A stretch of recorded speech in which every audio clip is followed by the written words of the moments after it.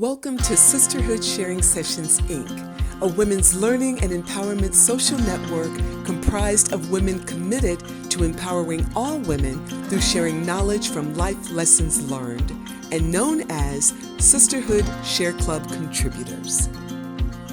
Sisterhood Share Club contributor Connie Green-Johnson offers a special lesson for women of color on matters of money.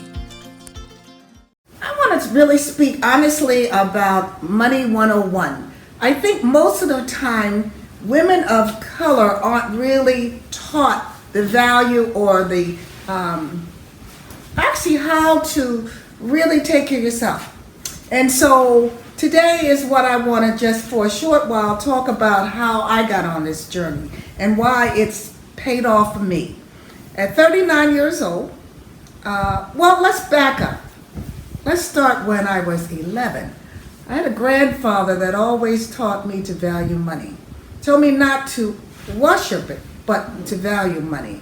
And what does that mean to us as human beings? Sometimes we get that mixed up by money ought to buy us happiness, ought to buy us material things, and it does all of that.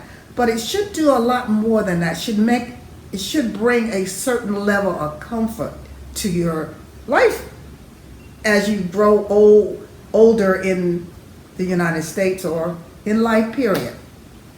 So I already had that as a beginning education about money.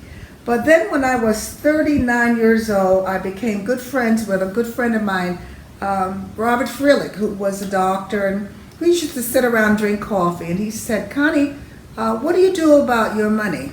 And I just said very honestly, I said, "I make it and I seem to spend it." He said, "Well, that's not a good way to handle money." And I said, "Well, how would you handle it?" So he went on to give me a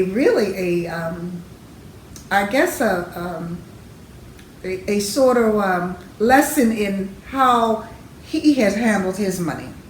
And one of the things that I took from that was that I needed to invest. And then one good thing he said is that, you have bills. And when the bill is paid, if it's a car payment, you ought to still continue to put that money away. And so I started doing that when my car was paid, whatever I had bought. If I still, when I finished paying it, I still continue to pay me. And so I did that. And then one other key thing he said was that I should, when I get a raise, that it is something that I hadn't been used to, so you don't miss it, so why not put it away? So believe it or not, every time I get a raise, even now I'm retired, I still continue to put that money away. And when I say put it away, I invest it. And so going back to investing, at 39, I started investing with Legg Mason. A group of us were divorced, and the young lady that was our financial lady was an English teacher, and her name was Barbara. And she had taken the course, and she was our first financial advisor from Legg Mason. And I guess over the period of 5 years, my portfolio increased, not but a whole lot, but a little over $60,000. And then she got married and moved to Hawaii. So then I had to look for another financial advisor, and I went to Morgan Stanley.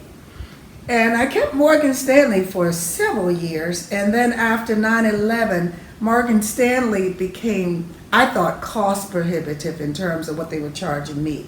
And I didn't want that. I didn't want them to make as much money on my money as, that I should be making. And I've always said to, even I used to say to Barbara, I said, "I'm not Joe Louis, so I'm going to have an active role in my money." And so I said that to the Morgan Stanley guy. His name was Peter. And at any rate, I decided that they were charging me too much. So I decided I needed to look for someone else. And so having conversations again with other ladies that had really started off on a different playing level field than I did. Number one, their parents had given them from $50,000 to $100,000 when they started. So who do you ask? You ask those people, not your friends that's still struggling like you. That's another thing. You got to surround yourself with folk that you can learn something.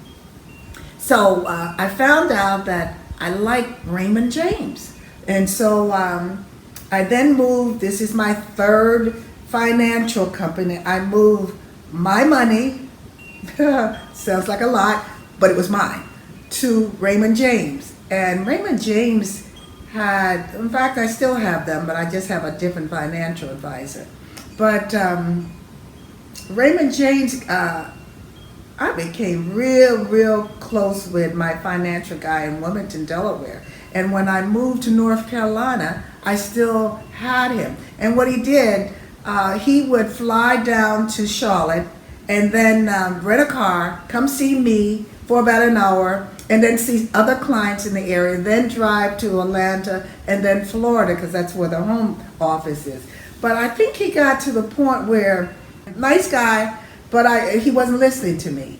And I had made a real large gain. And he wanted me to do X, Y, Z, and I wanted to do something different than contrary to what he wanted. But he sort of took offense to it. And I said, wait a minute. You know, you are my financial guy, but I still my money. And so it let me know that I needed to move, not from Raymond James, but to another financial person. I have a young lady in Valentine who understands when I say it's my money. Whatever she does, we have a conversation. And so my portfolio has increased probably substantially. I'm retired and I have yet to use my portfolio. Now, what happens if you have a 401, if you get a certain age, you have to take out a certain amount. And so I either invest it again, or I really kind of just write a check to my grandchildren because they're doing what I want them to do, going to school. So I've done that, but for the most part, to God be its glory, I haven't had to use my portfolio. Can you imagine? So what does that mean? What is Connie living on? I am living on 2 pensions and good old Social Security. And I have discretionary funds, as I said, when I pay off a bill, that money I've been putting away. And so I call that my discretionary fund. If the car needs to be repaired, or if I need to buy a car. Now, I don't believe in, I'm probably different than most. I don't believe in having a lot of bills. I have one credit card. It is paid off every month. So what does that mean? That means that I'm very careful and I'm very thought-provoking.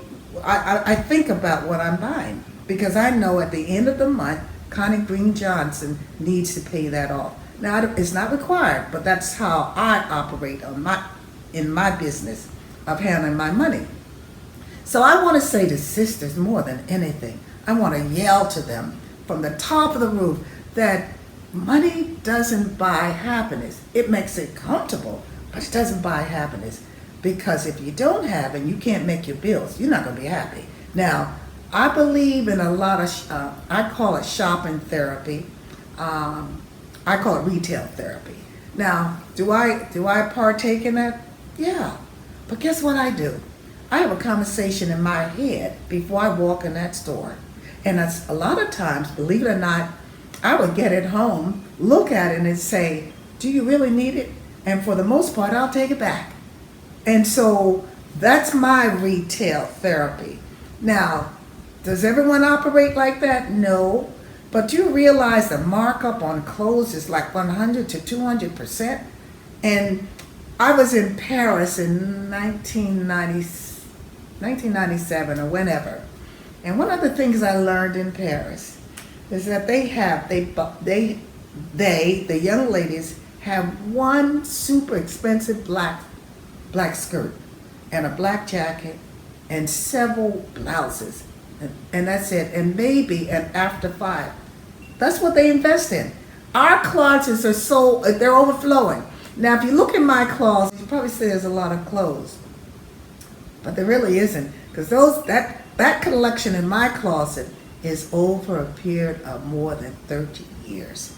Now, what I do, I don't buy fashion or what is in fashion. I buy clothes that are lasting, that are time, they're time sensitive, which means that you can wear them anytime and you're okay. And so we need to be, as folk and women of color, we are too much of consumers. We are the largest consumer group in America. And guess what? We have less respect. So I keep saying on Facebook, if we would stop going to Black Friday, number one, I don't even like that word, Black Friday. Why do we even participate? I get it, I see on Facebook, there are more of us in line than anyone else. And again, I want to ask, does it make you happy? Does it make you happy? Because at the end of the day, that to me is more important than looking cute and beautiful. Because you can do that and go in your closet. Because you bought it sometime, you liked it. So dress yourself up. And you know what I do a lot of times, I'm going to regress in terms of treating and loving Connie. I don't deprive myself. I might even on Friday or Saturday, mostly Friday night, will sit at my table with my best china and my best crystal and actually prepare a meal for me and value me. And so I say that to sisters that we need to really have a self-love of us. It's okay to be narcissistic, not to the point where it's not nice for you to be around, but you gotta love yourself in order to have someone love you. So how do you love yourself? You prepare yourself in ways that nobody else can, not even your parents. Because when you're an adult, you make decisions, not your parents. So I hope I've said something of importance, that you gotta invest in yourself, you gotta love yourself, and you gotta prepare for the future. And how you do that? That is valuing. You have to value money. And I didn't say to worship it. I said to value it. And you don't value the money if at the end of every month you don't have any money. Because if you value something, you gotta have some of it. And you ought to have it to the point where if you need an emergency comes up, you should be able to take care of that emergency. So that's my lesson to my ladies, my sisters of color. Learn about money. And how you learn about it is, first of all, make a conscious decision that you're going to save it, invest it, and let it multiply.